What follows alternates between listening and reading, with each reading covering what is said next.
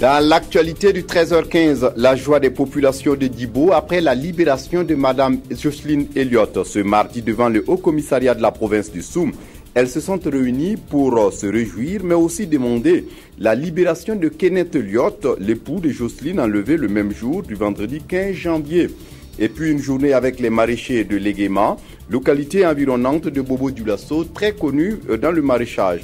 Malgré les difficultés liées à la rétention des ressources en eau et au système d'irrigation très peu modernisé, les producteurs parviennent à inonder le marché bobolais de condiments divers et de légumes. Dans cette édition, focus sur leur performance.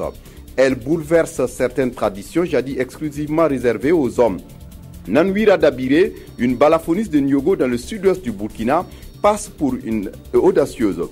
Draman Dadian est allé à sa rencontre. Son portrait dans ce journal. Mesdames, Messieurs, bonjour. Ravi de vous retrouver. Les populations de Djibo laissent éclater leur joie après la libération de Jocelyne Elliott.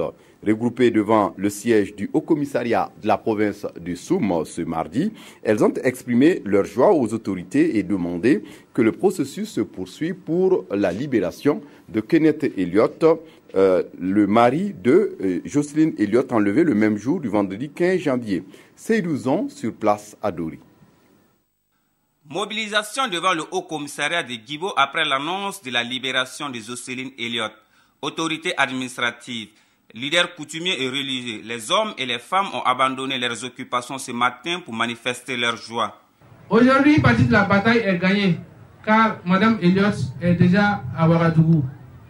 Et ses fils sont tellement fiers de tout ce que vous avez bien voulu faire pour le retour de leurs parents. Un rassemblement qui a pris les allures de prière. Ici, l'on rend grâce à Dieu, car pour eux, une partie de leur prière a été exaucée. Rendons grâce de tout cœur, Seigneur notre Dieu, pour avoir libéré Mme Elliott. Et nous te disons encore merci parce que tu vas encore ramener ton fils Elliott parmi nous à Djibo. Toujours nous te rendrons gloire. Il est grand ton amour pour nous. Tu nous as tirés de l'abîme des morts. Le vieux El Hadj Adama dit qu'il n'a pas pu dormir après avoir appris la nouvelle. Pour lui, Jocelyne Elliott est une bienfaitrice et ce matin, il a tenu à être présent au rassemblement. Je n'ai même pas pu dormir tellement que j'étais content.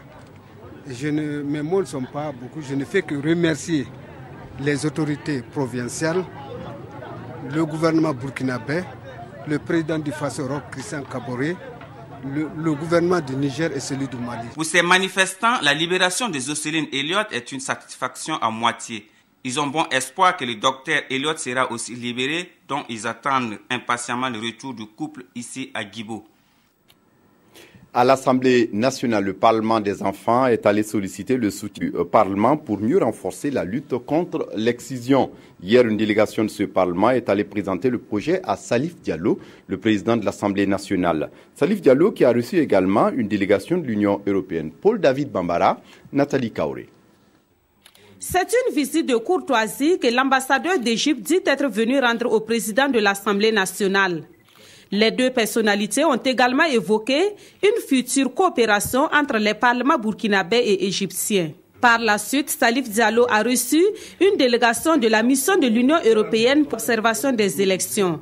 La délégation est venue remettre au président de l'Assemblée nationale le rapport de sa mission d'observation du scrutin couplé de novembre 2015. Un rapport dont le contenu sera connu ce mercredi lors de la conférence de presse que la délégation va organiser. Toujours dans la matinée de ce mardi, le président de l'Assemblée nationale a échangé avec une délégation du Parlement des enfants burkinabés venue solliciter son appui pour barrer la route de l'extinction. En 2015, il y a eu 125 enfants qui ont été victimes de ce fléau. Et 5 en sont morts. Pour lutter contre l'excision, il faut appliquer la loi. Et nous espérons qu'il en tiendra compte. En fin février, le Parlement des enfants prévoit une marche à Ouagadougou contre l'excision. Cette marche partira de la place de la Révolution au siège de l'Assemblée nationale où les enfants remettront un message au chef du Parlement burkinabé. Un autre phénomène qui handicape le bonheur des enfants, le mariage des enfants. Et contre le mariage des enfants, la région du Sahel se mobilise. Le phénomène est récurrent dans la région et freine la scolarisation des filles. Pour proposer des solutions dans le but d'un changement de normes sociales, la Direction régionale de l'action sociale et de la solidarité nationale, en partenariat avec l'UNICEF, tient depuis ce 9 février à Dori un atelier régional afin de mettre fin à ces fléaux. Benoît Converbo, Bernard Diasso.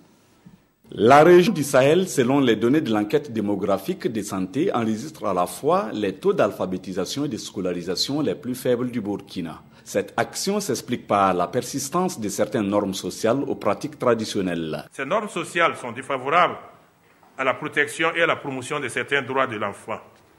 Il s'agit notamment du mariage d'enfants, de l'excision, des violences, des abus faits sur les enfants et de l'exploitation des enfants sur les sites aurifères. Cependant, de nombreuses actions ont été mises en œuvre par l'ensemble des acteurs en vue de protéger et de promouvoir les droits de l'enfant. Il faut dire que la situation est assez grave et c'est véritablement une occasion pour nous, aujourd'hui acteurs, de travailler à dégager les stratégies, les réponses les plus adaptées pour venir à bout de cette problématique. Donc au sortir de cet atelier, nous attendons des recommandations assez fortes, des stratégies novatrices qui vont nous permettre d'être plus pratiques sur le terrain et d'améliorer les approches déjà existantes. Avec l'appui technique et financier de l'UNICEF, ces stratégies diverses vont constituer de véritables opportunités pour améliorer très sensiblement les conditions de vie des enfants au Sahel. Et puis, contre la pauvreté des ménages et l'indigence des personnes vulnérables, les filets sociaux se sont avérés être un outil efficace de lutte. 36 000 ménages démunis du Burkina devraient quitter le statut d'indigent d'ici à 2019 et s'autonomiser économiquement grâce à l'accompagnement de projets filets sociaux Burkina Nansongya, un projet quinquennal qui entend octroyer des cash de transfert monétaire aux personnes vulnérables de 3 régions du pays. Aimé Douamba, Mamadi Ouedraogo. Selon les statistiques l'INES 2009-2010, environ 46,7% de la population burkinabé vivent dans la précarité. Depuis 2014, le projet filets sociaux Burkina Nansongya travaille pour renverser la tendance. À travers ce tirage au sort des villages devant bénéficier de son aide, le projet entend permettre à 36 000 ménages démunis dans 17 communes de la région de l'Est à s'autofinancer d'ici à 2019. Par rapport aux villages, ça c'est un tirage au sort aléatoire. Tous les noms de tous les villages sont inscrits sur un bout de papier et dans le panier on remet et chaque commune envoie un représentant qui tire au sort le village d'intervention du projet.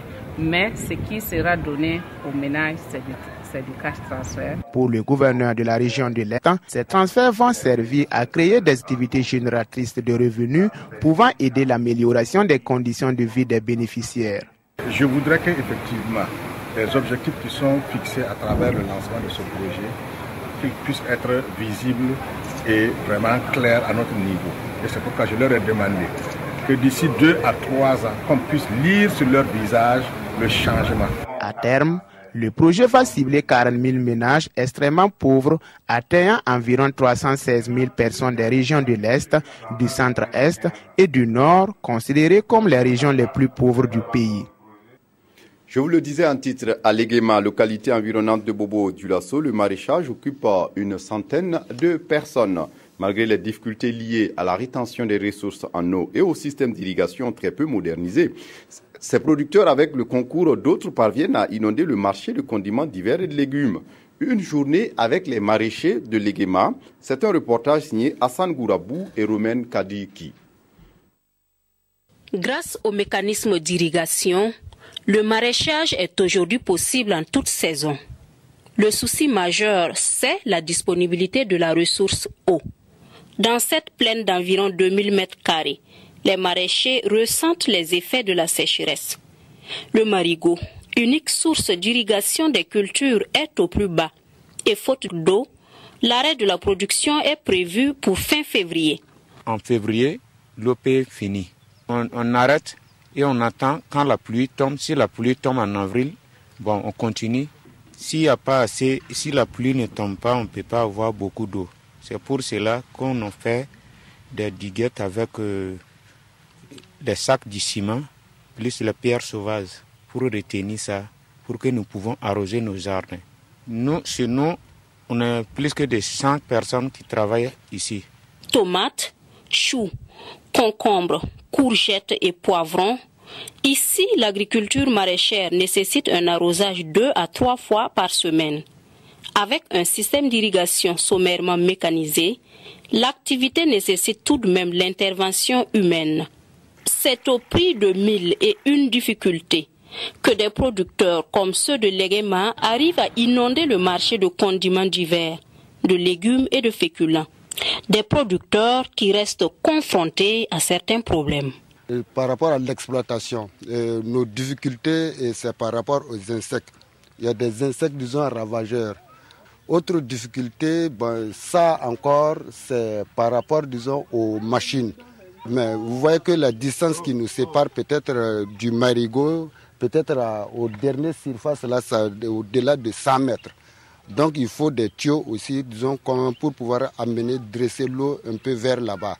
Même les tuyaux, à la fin de la récolte, là, nous avons des tuyaux peut-être à 50% qui sont cassés. Pour éviter la surabondance des produits sur le marché, source de pertes économiques, ces maraîchers entendent relever le défi d'une production qui répond à la loi de l'offre et de la demande. Le balafoniste est un joueur de balafon, ça c'est déjà connu et on en trouve dans plusieurs régions du Burkina Faso. Mais les femmes balafonistes, c'est très peu connu. À Niogo, dans le sud-ouest du Burkina, Nanouira Dabiré, une sexagénaire, bouleverse certaines traditions jadis exclusivement réservées aux hommes. Elle joue au balafon depuis très longtemps. Portrait d'une artiste qui passe pour être une audacieuse avec Sie Dilare Yen et Draman Daya.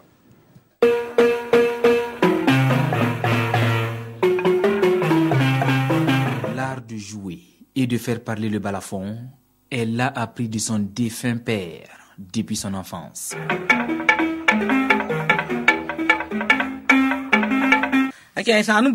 Mon père fabriquait des balafons et c'est avec lui que j'ai appris à jouer. J'ai ensuite été initiée et on me reconnaît ici comme balafoniste. On est ensemble en famille, mais le vieux il jouait, on est ensemble, mais aujourd'hui elle est balafoniste, moi je ne le sais pas. Je ne peux même pas faire quelque chose dans le balafon. Nawini Yira Dabiri a maintenant 62 ans et reste toujours attachée au balafon. Elle est d'ailleurs la seule femme à faire partie du cercle restreint des balafonistes, sollicité lors des funérailles à où elle canalait son village. Même en tant que femme, je joue sans crainte. Le fait de rendre hommage aux morts avec le balafon ne signifie pas que vous allez aussi mourir pour cela.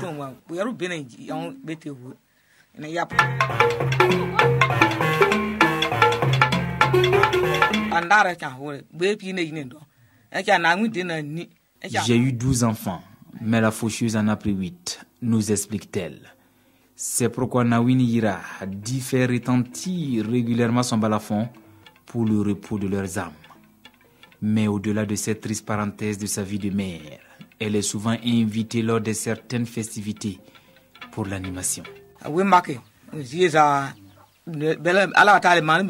Chaque 8 mars, les femmes viennent danser au rythme des sonorités de mon balafon.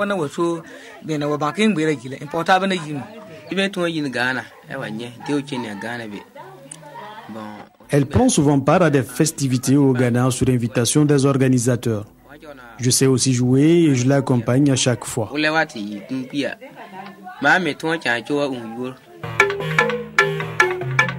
Pour cette balafoniste, la relève est assurée en famille car ses 3 enfants savent aussi manier le balafon. C'est donc un pas vers la préservation de leur identité culturelle.